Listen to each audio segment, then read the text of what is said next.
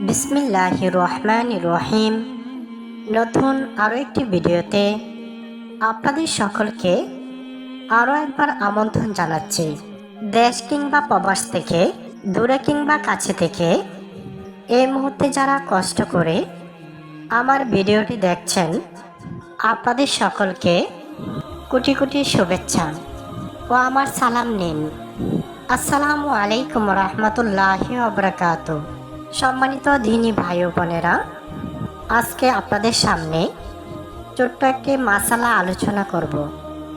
অত্যন্ত সুন্দর একটি মাসালা, নারী পুরুষ সকলেই দেখবেন, তবে না টেনে সম্পূর্ণ ভিডিওটি দেখবেন।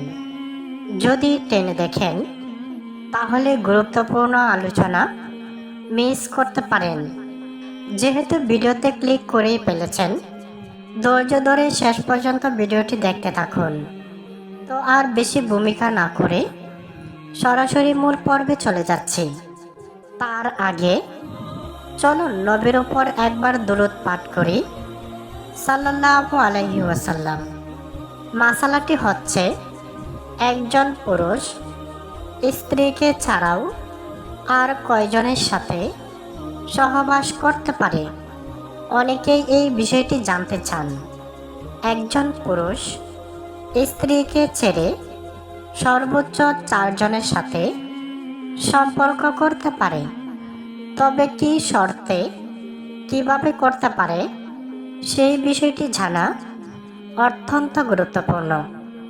এখন যদি আপনি এই পর্যন্ত শুনেই 4 জনের সাথে গিয়ে সহবাস করে ফেলেন, আর যদি বলেন আলেমা আপু এটি বলে দিয়েছে, তাহলে কিন্তু আমাকে অনেক বিপদে ফেলে দেবেন, আমি মামলা খেয়ে যাব। আর যদি আপনি শেষ পর্যন্ত দেখে সিদ্ধান্ত নেন, তাহলে আপনি সঠিক সিদ্ধান্ত নিতে পারবেন। তাহলে চলুন দেখি শর্তগুলো কি।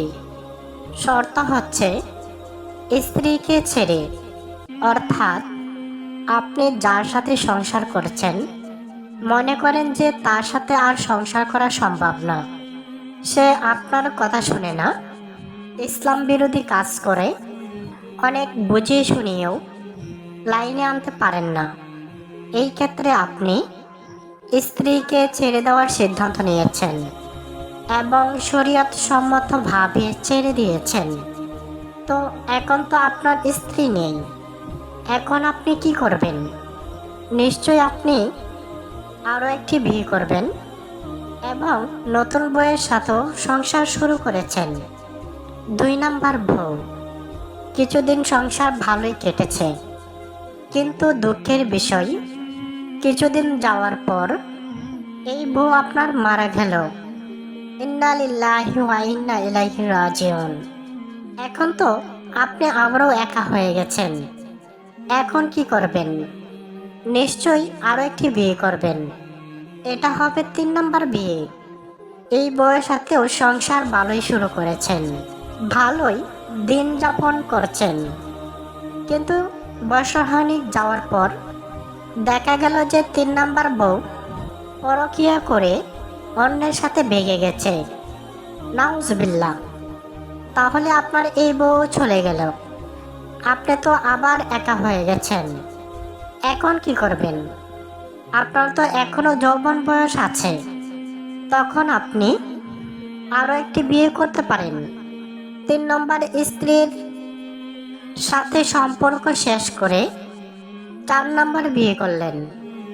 এইভাবে একজন পুরুষ সর্বোচ্চ 4টি বিবাহ করতে পারে শরীয়ত সম্মতভাবে। এতে আপনার কোনো পাপ হবে না, তবে অবশ্যই নির্দিষ্ট শর্ত মেনটেন করে। এখন আপনি একসাথে 4টি বিয়ে করতে পারবেন না, তবে তাও করতে পারবেন যদি একসাথে তাদেরকে ইনসাফ করতে পারেন, তাতেও আপনার কোনো পাপ হবে না। আশা করি আপনাদেরকে বোঝাতে পেরেছি। ভিডিওটি যদি একটু ভালো লেগে থাকে, লাইক কমেন্ট শেয়ার করে দিন।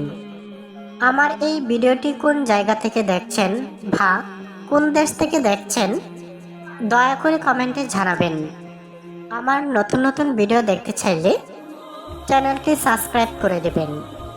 আপনাদের মূল্যবান সময় দিয়ে আমার ভিডিওটি দেখার জন্য সকলকে আবারও ধন্যবাদ। আসসালামু আলাইকুম রহমতুল্লাহি ওয়া বারাকাতুহু।